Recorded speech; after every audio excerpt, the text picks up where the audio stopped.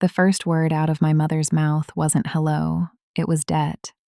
She dropped a thick manila folder onto my kitchen table like it weighed 1,000 pounds. My father stood behind her with crossed arms and that familiar look of disappointment already settling across his face. "We're in serious trouble, Riley," my mom whispered. "The payments are overdue. We could lose everything." Then my father delivered the real blow. "We need you to sell the house." I stared at him, certain I'd heard wrong. This house wasn't inherited. Nobody gifted it to me. I bought it myself, one late-night order, one handmade candle, one exhausted shipping run at a time. Every wall in that house had been paid for with years of work most people never saw, but to them, it was just something they could take. "You're not married," Dad continued.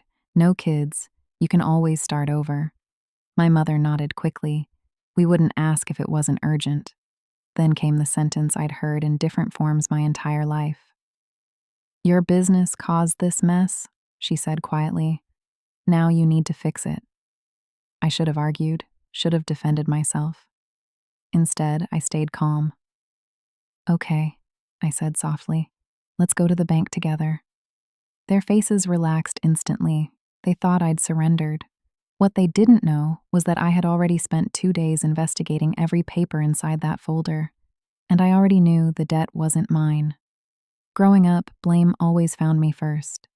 My younger brother Ethan was the golden child, the boy with potential, the boy who crashed cars and got comforted afterward, the boy who failed classes and still received expensive gifts because he was under pressure. Meanwhile, I learned early that love in our house was conditional. When I got straight A's, I got polite smiles. When Ethan passed a class with a C, the family celebrated. Even as adults, nothing changed. When I started my online business selling handmade home decor, my parents laughed. "That's cute," Dad said once. "But when are you getting a real job?" Mom called it a hobby. So I stopped sharing my wins. I built my business quietly saved money, quietly bought my home, quietly turned my guest room into a shipping station filled with shelves, labels, bubble wrap, and dreams nobody believed in except me. Meanwhile, Ethan bounced between expensive business ideas funded by our parents' blind faith, crypto schemes, luxury fitness coaching, sports consulting. Every failure was excused, every risk was financed, and every time something went wrong, somehow the family frustration circled back to me. Because daughters like me aren't raised to be celebrated, we're raised to absorb damage. After my parents left that night, I sat alone at my kitchen table and carefully reviewed every document they'd brought. The numbers didn't add up. The supposed business debt wasn't connected to my company account. The business name listed wasn't even mine, and buried near the top of one loan summary was an unfamiliar account number. So I called the bank. The first representative hesitated. "That account isn't tied to a business," she finally admitted. "It's a personal loan." I asked for a manager. After a long pause, he confirmed what I already suspected.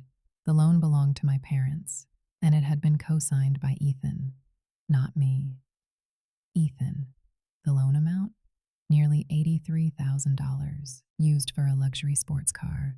I almost laughed, because suddenly everything made sense. The mysterious Instagram photos, the blurry shots inside a convertible, the captions about manifesting success, all funded by debt my parents blamed on me. But the worst part? They hadn't even checked the paperwork before accusing me. They were so used to making me the scapegoat that they never stopped to ask whether the story was true. So I made an appointment at the bank for Monday morning, and I invited them to come with me. The bank meeting felt strangely calm. My mother wore pearls and expensive perfume like she was preparing for a performance.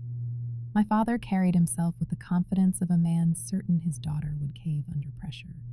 The bank manager greeted us politely and led us into a private office. Mom placed the folder on the table dramatically.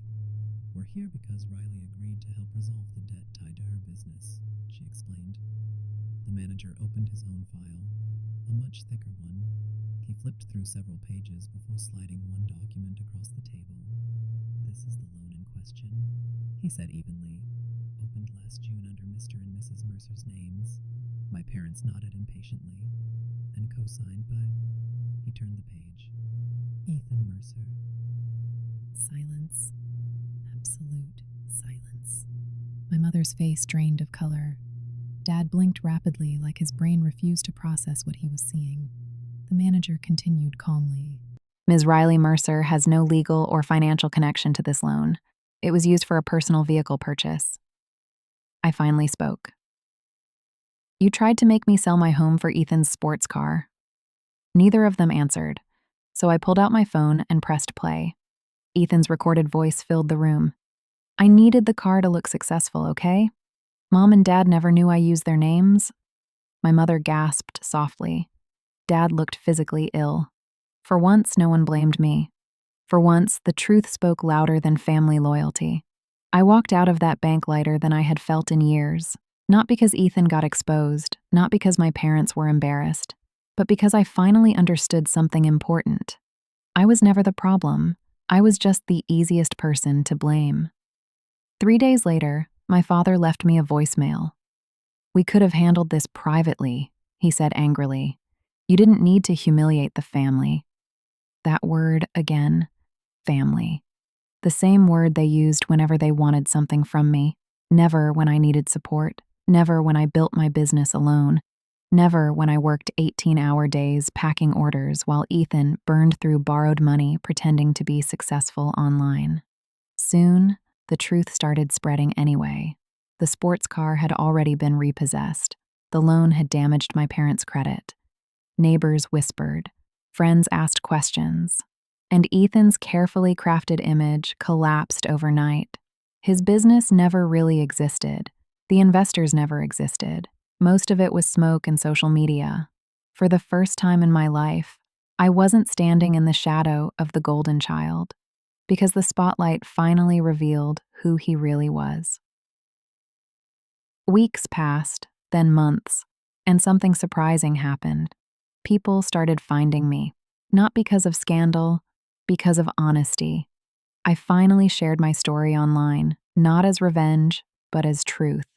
I posted a photo from my earliest business days, handwritten thank you cards, stacks of shipping boxes, exhausted hope spread across a tiny apartment floor.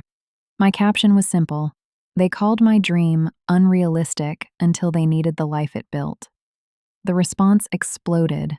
Thousands of women commented with stories of being overlooked, blamed, underestimated, or treated as backup plans inside their own families. For the first time, I realized I wasn't alone. So I created something bigger than myself.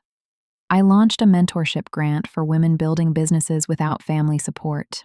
I designed products with phrases like, built without permission, daughter, not doormat, silence was never consent. Every launch sold out faster than the last, not because of drama, because people recognized themselves in the story. And slowly, the shame I carried for years transformed into purpose. Months later, my parents asked to meet one final time. I agreed, but not at their house, and not at mine. I invited them to my office, the headquarters of the business they once mocked. When they arrived, they looked smaller somehow, older, quieter. Even Ethan came. Nobody spoke at first. Then my mother finally whispered, "We were wrong." Dad nodded slowly. "We should have listened to you." Ethan stared at the floor. "I'm sorry, Riley." I believed they meant it, but apologies don't erase patterns, and some wounds heal best with distance. Then Mom said the thing I knew was coming. "We want to be a family again." There it was. Not accountability, access. Access to the version of me they once dismissed. The successful version, the stable version, the useful version. I stood and looked around the office I built from nothing. Every shelf, every contract, every employee, every opportunity. Mine. Then I looked back at them. "You blamed me because it was easier than facing the truth," I said calmly. "You wanted me to sacrifice my future for someone who never had to earn anything." Nobody interrupted. "You want a fresh start?" I continued softly. "Then start with yourselves. because I already started mine. And for the first time in my life, I walked away without guilt. And that night, I stood alone in my kitchen, the same kitchen where they once tried to convince me to give up my home. The house was quiet, warm, safe, mine. My phone buzzed with another order notification, then another email from a grant recipient thanking me for helping her launch her first business. I smiled, because this peace, this purpose, this life, was never built from their approval. It was built from every moment they underestimated me. They thought they were burying the difficult daughter. Instead, they gave her room to grow. And in the end, the girl they blamed for everything became the one person who no longer needed anything from them at all.